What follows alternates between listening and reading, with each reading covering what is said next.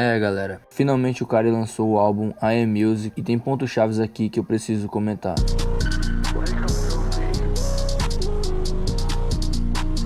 Ponto número 1. Esse álbum não teve Ken Carson e nem Destroy Lonely. Quando saiu a tracklist e eu não vi nem o Ken Carson e nem o Destroy Lonely, isso me pegou um pouco, porque eu esperava que eles estivessem no álbum. Os caras são simplesmente os membros mais influentes da Opium e eles não têm um feat sequer com o Kari.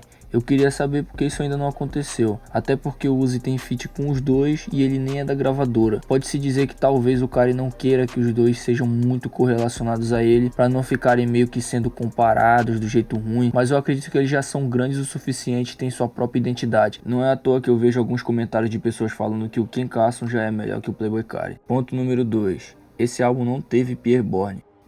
Por incrível que pareça, esse álbum não teve nenhuma faixa produzida pelo Pierre. E só de ter aquela tagzinha já melhora muito a vibe do som pra mim. Fora as melodias que ele cria. E o Pierre e o Kari junto vem de uma longa jornada. O Pierre não está no álbum, pra mim foi um crime. Enfim, acho que o álbum precisava disso, já que tem alguns sons bem diferentes dos outros. Ponto 3. Qual era o propósito do álbum? Bom, eu vi muitas pessoas falando que odiaram o álbum, e eu até consigo entender um pouco essas pessoas. Esse álbum do Kari, na minha opinião, a grande parte dele foi feita por shows. Não é à toa que na Rolling Loud ele performou esse álbum juntamente com outras músicas de Roll Out A Red. Acho que esse álbum completa um pouco o anterior, mostrando uma face mais dark de Roll Out A Red talvez. E além disso, ele coloca o Swamp Easel na maioria das faixas mais pesadas do álbum. Ou seja, o intuito de colocar um DJ que é justamente para animar as festas, fazendo o ad-lib na sua música, é fazer com que essa música fique mais elétrica ainda. Nos shows, isso fica insano. Não é à toa que ele é a atração principal da Rolling Loud, e por isso que tantas faixas com áudio um pouco estourado e alguns instrumentos mais altos que outros. Ponto número 4.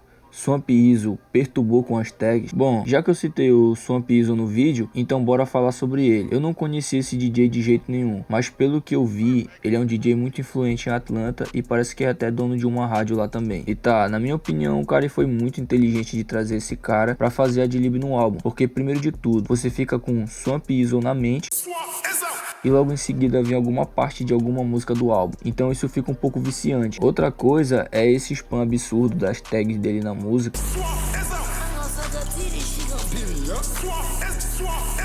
Eu vi muitas pessoas reclamando e é óbvio que o cara permitiu isso, pela estética que ele queria trazer. Até porque o cara já tem um DJ para levar com ele nos shows e nas tours. Ele não levaria o Swamp Easel para sempre, para todos os shows, só para ele ficar gritando essa tag, fazendo ad-lib. Tudo isso foi muito bem pensado. E o Swamp Easel não é tão chato quanto o DJ Khaled. Ponto número 5. Ele fez esse álbum em 2 meses. Vi pessoas dizendo que ele fez esse álbum em poucos meses e não em 5 anos. E acho que se ele segurasse faixas por 5 anos para lançar no álbum, não seria a mesma coisa. Até porque ele sempre tá se reinventando. Ele mesmo disse que é um trendsetter.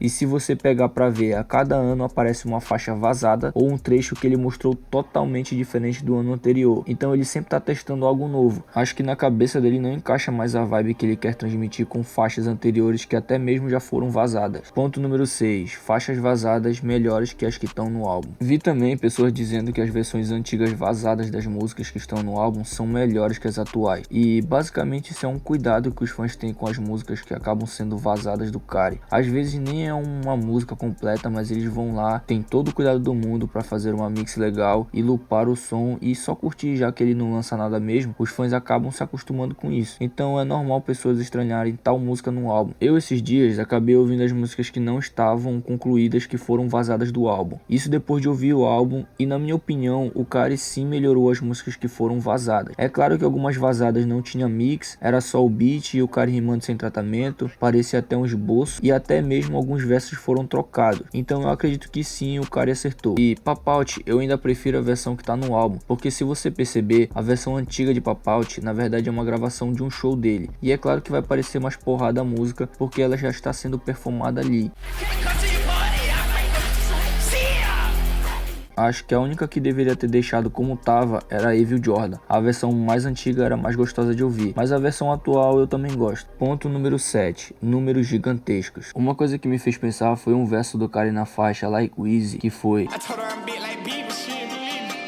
E sim, hoje o cara é tão grande quanto um artista pop. Eu pelo menos lembro quando todos esperaram pelo álbum Purpose do Justin Bieber e era um hype insano pelo álbum. E o último álbum que eu me lembro que o pessoal esperou bastante por lançar foi o álbum do Lil Uzi, Eternal Atake. E foi grande demais. E também temos o Travis Scott, né, que sempre cria uma expectativa grande pelos seus álbuns. E voltando ao ponto que ele é tão grande quanto o Justin Bieber, como ele disse, a AM Music estreou como o 7º álbum com mais plays nas primeiras 24 horas de todos os tempos do Spotify. Além disso, ele é o único rapper a colocar 30 músicas no Hot 100 da Billboard de uma vez só. Cara, isso é muito insano. Ponto número 8. Quais as faixas eu mais gostei? Bom, depois de ouvir por mais de uma semana direto, para mim meu top 5 no momento é: primeiro, Backdoor.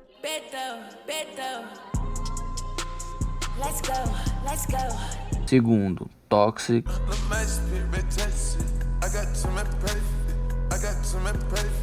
Terceiro, Charge Them Hoes a Fee.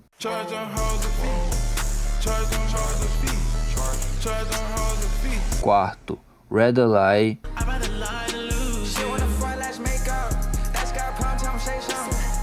E quinto, Jumpin'.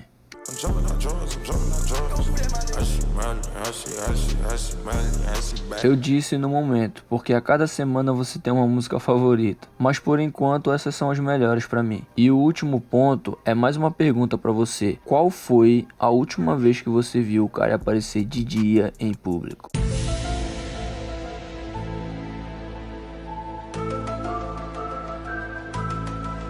Bom pessoal, e o vídeo vai ficando por aqui, espero que vocês tenham gostado, então não se esqueçam de deixar o like, se inscreva e comente o que você achou desse álbum. E se quiserem, deixem mais ideias aí de vídeo que eu estarei lendo todos os comentários. Fique com Deus e bye!